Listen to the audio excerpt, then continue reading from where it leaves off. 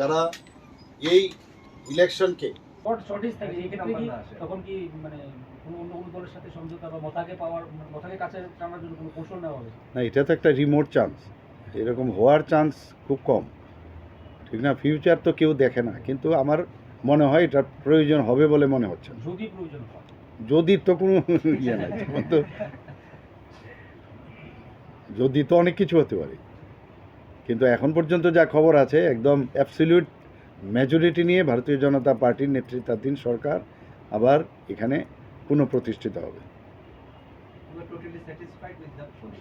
একদম 100% satisfied.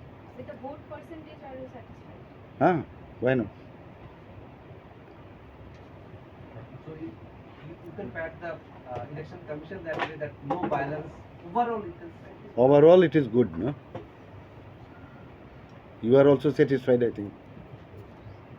First time in the history of Tripura it had happened that without violence, without rigging, the election has been conducted by his election commission. আমরা তো এরকমও দেখেছি রাজ্যে 93% করে হয়েছে। আপনার রিজিমে আপনার ওই যে 89.92%, এই ব্যাপারটা কিরকম দেখছেন? কমে গেল ব্যাপারটা কিরকম? না, আগে তো বললাম তো সাইন্টিফিক রিগিংয়ে এইভাবেই তো পার্সেন্টেজ বাড়তো, সবাই জানে। এমনও যা আমার কাছে খবর আছে যে টোটাল ভোটার নেই, তার থেকেও বেশি ভোট পড়েছে, কারণ ওদের তো লিমিট থাকতো না কীভাবে সাইন্টিফিক রিগিংয়ে ভোট দেওয়া। তো যাদেরকে পাঠাতো তাদের কাছে তো সেইভাবে মানে এত ওভার এনথুসিয়াস্টিক হয়ে যেত। তো এগুলো নিয়ে সন্দেহ যেহেতু হতো, আমরা আগে যখন যারা বিরোধীরা ছিল এই নিয়ে বহুতবার কমপ্লেন করেছে। এইবার তো সত্যিকারের অর্থে যা পার্সেন্টেজ এসছে তাই একদম এরকম। এর জন্যই তো আপনাদের এখানে ডেকে পাঠালাম, আপনাদের অনুরোধ করলাম এখানে আসার জন্য, যে ত্রিপুরার ইতিহাসে এই ধরনের একটা ইলেকশন হতে পারে সেটা কিন্তু এই ভারতীয় জনতা পার্টির নেতৃত্বাধীন সরকারের আমলে নির্বাচন কমিশন কিন্তু সেটা দেখাতে পারল। সবসময় বলেছে যে সাইন্টিফিক রিগিং, এবং সাইন্টিফিক রিগিংয়ের মাধ্যমে ওরা বলতো যে ত্রিপুরাতে নাকি মানুষ উৎসবের মেজাজে ভোট দিচ্ছে।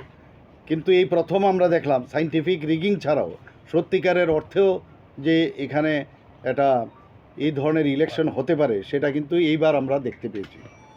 তো এখানে আপনাদেরও মিডিয়া বন্ধুরা যারা আছেন, আপনারাও এই সমাজের একটা দর্পণ, এবং আপনারা দেখেছেন কোথাও এই ধরনের ইলেকশন যেখানে আপনারা আঙ্গুল তুলে বলতে পারবেন যে ওখানে খারাপ হয়েছে বা রিগিং হয়েছে, সেই ধরনের কিন্তু আমরা দেখতে পাইনি।